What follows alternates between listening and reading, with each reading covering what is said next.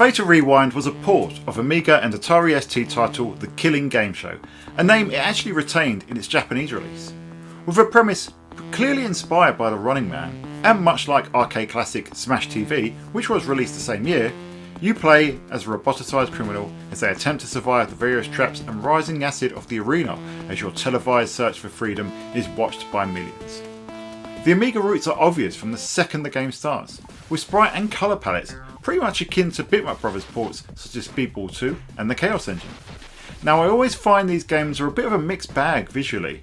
While impressive in their own right, particularly the Chaos Engine, they lack the colour and higher definition sheen of their home computer compatriots.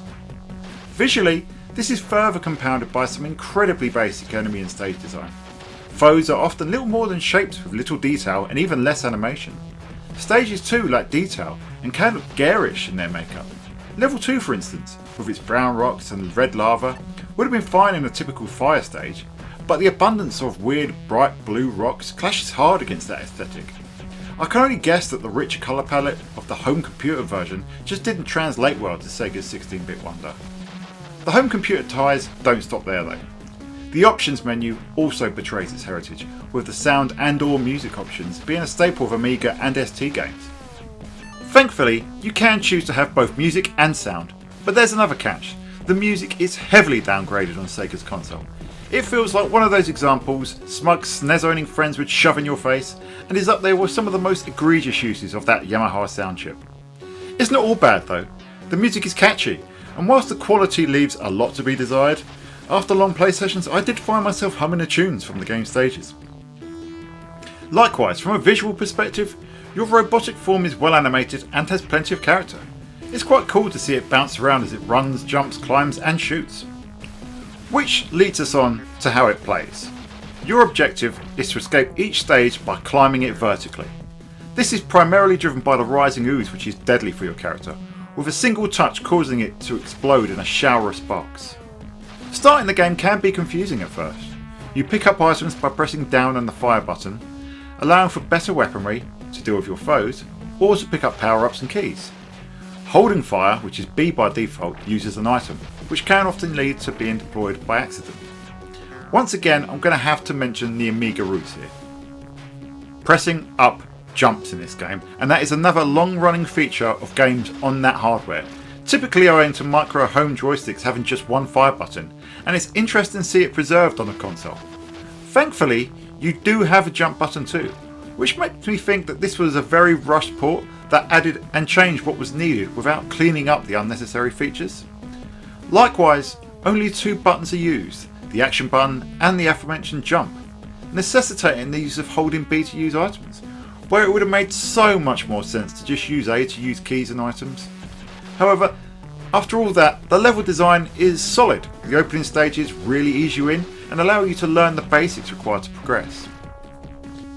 Levels wrap around horizontally, and once you understand how the mechanics work, there's a decent amount of fun and challenge in here. It's not the longest game, and it's actually missing content from the Amiga version, but there's an enjoyable experience in there after you adjust to it. Interestingly, the wraparound mechanic is similar to Wiz and Liz, which is another game from the very same developer. And who is this developer, you may ask? Well, it's originally a company called Raising Hell Software, a name that was scrubbed from the Sega credits, where only EA and Psygnosis feature on the title cards. Apparently, Raising Hell was a little too risque for Sega of that time. So eventually, they went without a name until they rebranded themselves as the less controversial Bizarre Creations. Overall then, Fatal Rewind is an interesting piece of history for what was a legendary developer with a strong Sega legacy. It's hard to recommend Fatal Rewind on its own merits though. It's a game that's playable enough, but wrapped in garish graphics and with sound that isn't quite up to scratch and some lazy control decisions.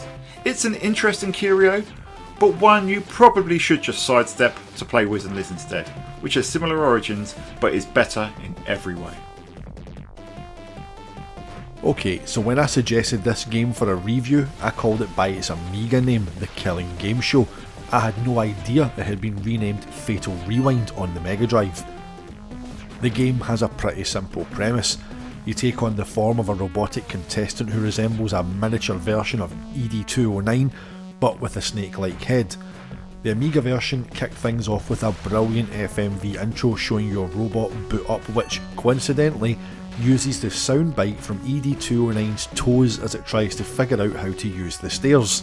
I'm not joking, go and check it out.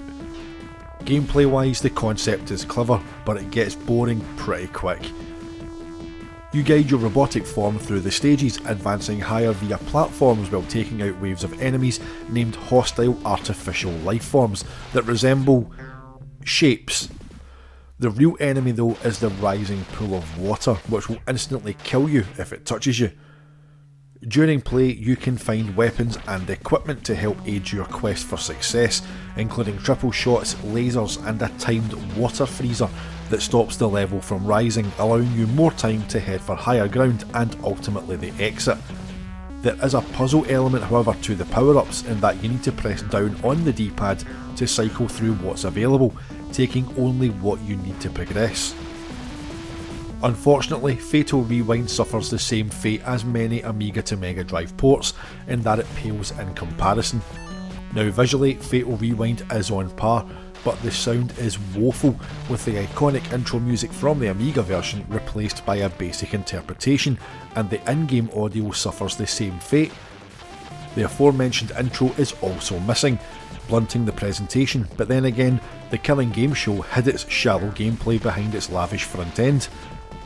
However, putting the comparisons with the Amiga version to one side, Fatal Rewind can be finished in little under 90 minutes, so even as a game on its own merit, it's one for the EverDrive rather than the shelf.